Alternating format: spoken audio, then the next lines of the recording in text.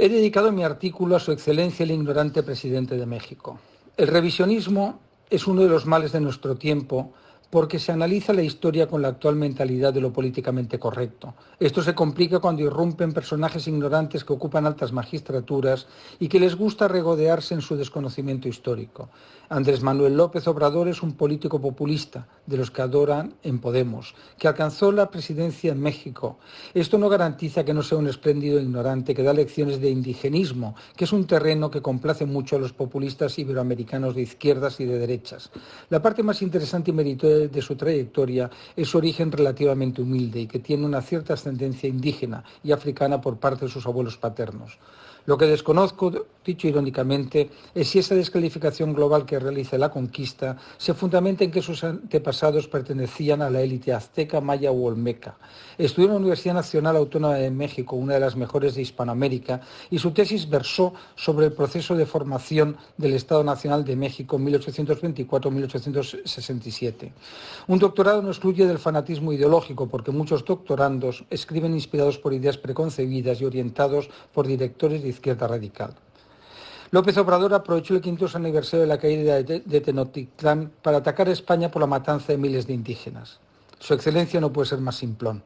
Estamos ante esa leyenda negra sin fundamento que ha sido alimentada por las élites mexicanas que traicionaron a España desde que comenzó la guerra civil que les permitió la independencia. Cortés es una de las grandes figuras de la historia y un hombre de su tiempo, como también eran los opresores aztecas que cometían todo tipo de crímenes y atrocidades. Los que se unieron a los españoles lo hicieron para no vivir esclavizados por una minoría. Cabe suponer que a López Obrador le hubiera gustado que España no llevara a cabo esa liberación, no hubiera traído los avances culturales, económicos y sociales que hicieron que el virreinato diera un salto impresionante a un modelo mucho más justo. Las leyes de Burgos de 1512 y posteriormente las llamadas nuevas de 1542 para la gobernación de las Indias, promulgadas por Carlos I como consecuencia de la Junta de Teólogos y Juristas celebrada en Valladolid y continuada en Barcelona, fue un avance extraordinario en favor de la condición jurídica y el trato de los indios. No hay duda de que se habían producido injusticias y comportamientos deplorables, desde luego menores que los que cometían los aztecas idealizados por López Obrador. El presidente de México debería preguntarse por qué existía descontento contra Moctezuma y un ambiente que era propicio a una rebelión. Ese enorme odio fue la fuerza que permitió que Cortés, con un pequeño ejército al que se unieron todos los enemigos, que eran muchos, del grupo opresor, y acabara con esa confederación que llamamos imperio.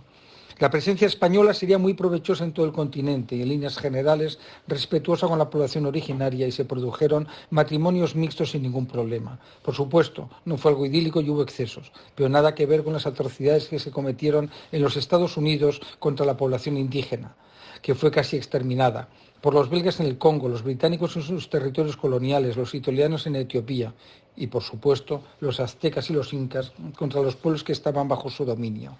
Esta realidad es la que debería conocer y estudiar.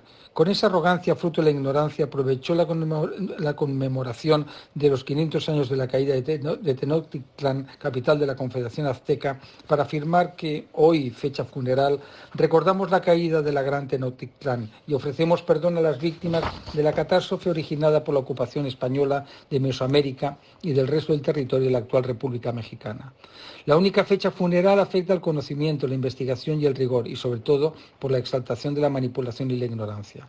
López Obrador soltó la retahíla de tópicos utilizados por la izquierda populista hispanoamericana para criticar los éxitos y avances del virreinato, restar importancia a los sacrificios humanos de los aztecas o la opresión brutal que sometían a sus vasallos. Por supuesto, exagera las cifras demográficas cuando no existían datos previos certeros al servicio de sus intereses ideológicos. Es interesante la referencia a la matanza de miles de indígenas, porque es trasladar su formación marxista a la hora de interpretar la historia con el escaso rigor que resulta tan habitual como cansino en los autores que exaltan las bondades del indigenismo prehispano. En cualquier caso, no me sorprende ese revisionismo, porque es también característico de la izquierda española ayudada, por supuesto, por historiadores condicionados por su sesgo ideológico.